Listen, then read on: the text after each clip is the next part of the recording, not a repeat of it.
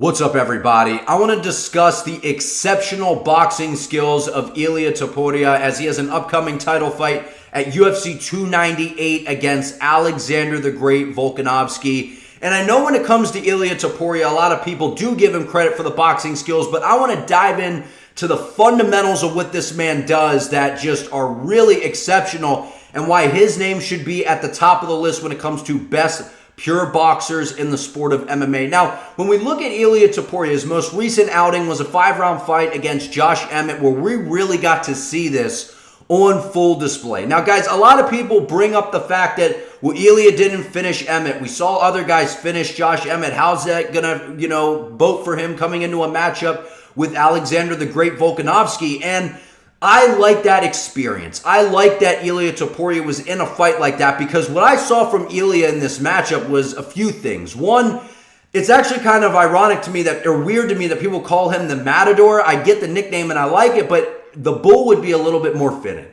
Because with Ilia Topuria, this man does not take a backward step. And if he does, it's just trying to gauge that distance and slide in and out of range, because Ilia Topuria's entire game plan is to fight moving forward. This guy does not fight very well moving backwards. So that is something that Alexander Volkanovski and his team are absolutely going to look to utilize coming into this matchup. Now, let's get into what Ilia does that's so outstanding, and that's really that patient boxer's approach. You see him in that tight high guard and the head movement, and he kind of sways side to side, and what he's searching for is any avenue to land that jab, to get that piercing jab going that he throws. And because Ilia is so bladed and so low and heavy in that stance, we see a lot of this motion, this side to side bobbing and weaving, and he'll roll the head underneath. And all of that is obviously not making him a stationary target, but he's also searching for those openings to land that jab, to where Ilia, as the fight plays out, slowly but surely starts to let those combinations fly. And one of the things that he's going to look to do in this matchup, almost guaranteed, is immediately put Volkanovski on the back foot. Because one of the issues I see for Volkanovski actually in this matchup is, as good as Alexander Volkanovski is, his style of fight is to sit on the outside and kind of skirt around, feint at you, twitch, and land the jab and fire off those combinations, where that's kind of a disaster against Ilia Topuria, because people are going to point out the Jai Herbert head kick. They're going to point out the fight against Yusuf Zalal, which actually caused some concern for me, which we'll discuss as we go here in the video. But overall, if Ilia Topuria can walk down Volkanovski and Volkanovski just wants to sit on the back foot the whole fight, I don't see that playing out very well for Volkanovski, because Ilia Topuria, when he is that guy dictating the pace of the matchup, guys have not had a lot of success against him. Now, I do expect Volkanovski to level change and leg kick a lot in this matchup to try to take advantage of that heavy low stance of Ilia Topuria and maybe some of that inexperience that he has, because Ilia is a guy that is very confident coming into this matchup for great reason. He has not lost. He's finishing people. He has outstanding power. But really, when it comes to this guy's approach, it's very all around the boxing, as I mentioned. And once he gets that jab going, we start to see him open up the toolbox in terms of the boxing. And what he does is, once that jab starts to land, he starts to find that opening for that right hand. And you'll see a lot of the times he'll start to jab you, start to look for you to counter his jab,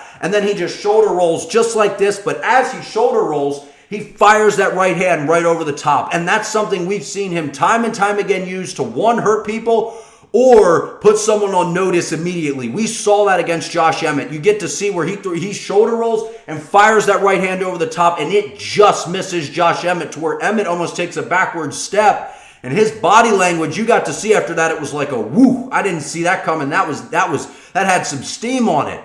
And then what will happen is, as Ilia goes, the IQ of this guy in terms of the boxing, he realizes that a good boxer will know that once I get my jab going, everything after that starts to kind of open up, and that's what I expand on. Now, Ilia will recognize that, okay, he moved out of the way of that right hand. Well, man, I just missed. And a lot of guys are like, I couldn't get to him. Well, I don't know what to do. Let me just kind of keep moving around, and we'll see if I can land it again. Whereas Ilia's like, well, guess what that means? I whistled that right hand by, but now if I shoot that left hook to the body, that's going to land and that's going to catch you. And voila, this is a adjustment that Ilia Topuria has made in almost every single fight that he has had since he has been in the UFC. Once he starts to walk you down and get that jab going, the right hand starts to follow it, whether it lands or not. That left hook to the body is his money shot, and I expect him to look for that in this matchup against Alexander Volkanovski. But really with Ilia, it comes down to his footwork, his head movement, his defense, and the combinations, right? That's kind of what separates a guy in terms of the boxing, right? We look at Max Holloway, we look at Justin Gaethje, we look at Poirier, we look at some of these guys who in the community, people are saying have some of the best boxing. But what I think a lot of these guys are missing is all of the fundamentals coming together, where if someone said, let's take one guy and put him in a boxing ring, and how would they do against an actual boxer? Ilia Topuria's fundamentals that he displays in the cage would absolutely suit him the best transitioning over into a boxing ring, in my opinion, because a lot of these other guys have very upright stances, they're very tie-based, they're very tall, whereas Ilia's very low, he's very centered, he's dug into the ground, he throws in combinations, he's got a really good jab, and the power of this man is just exceptional. And don't sleep on his leg kicks. This is a guy that, yes, he does utilize the hands mostly, but he will dig into the calf. We saw him do that against Josh Emmett, where after he landed one of those, you got to see the reaction of Emmett. It was not a good reaction. So with Ilia, there's a lot to worry about. And everyone just says, oh, well, Volkanovski's going to come into this matchup and just wrestle him. Well, Ilia Topuria has outstanding takedown defense. He has very good grappling of his own. Is it as good as Volkanovski's? I don't know. Maybe we will see. I would like to think that it would hold up pretty well. And when I look at that Chad Mendes matchup, back when Alexander Volkanovski fought Chad Mendes, I see a lot of things that Ilia is going to be able to utilize, because Ilia is a bigger guy for the division. He does possess that true power, which I do believe Volkanovski is going to respect that. He's going to look to sit at range. But if Ilia can stay tight in that defense, he can move forward, he has an answer for the leg kicks, this is going to be a really, really scary fight for Alexander Volkanovski. I'm not saying that Volk can't get this done, because he absolutely can, because he has outstanding fight IQ.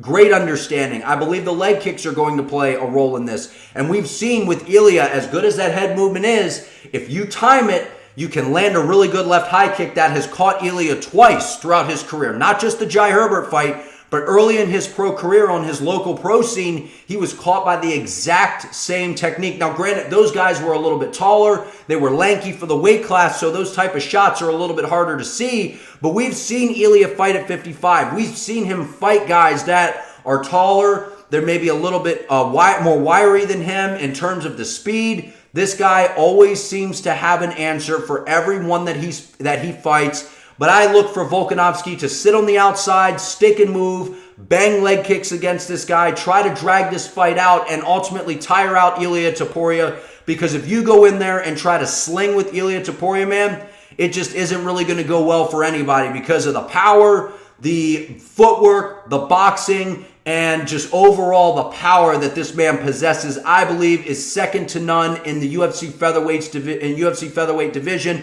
But I want to hear what you all think. Do you all agree with me on what I'm saying about Ilia Topuria? How do you think he does against Alexander the Great Volkanovski? Like this video, comment your opinion below, subscribe to the channel, help your boy out. See you next time.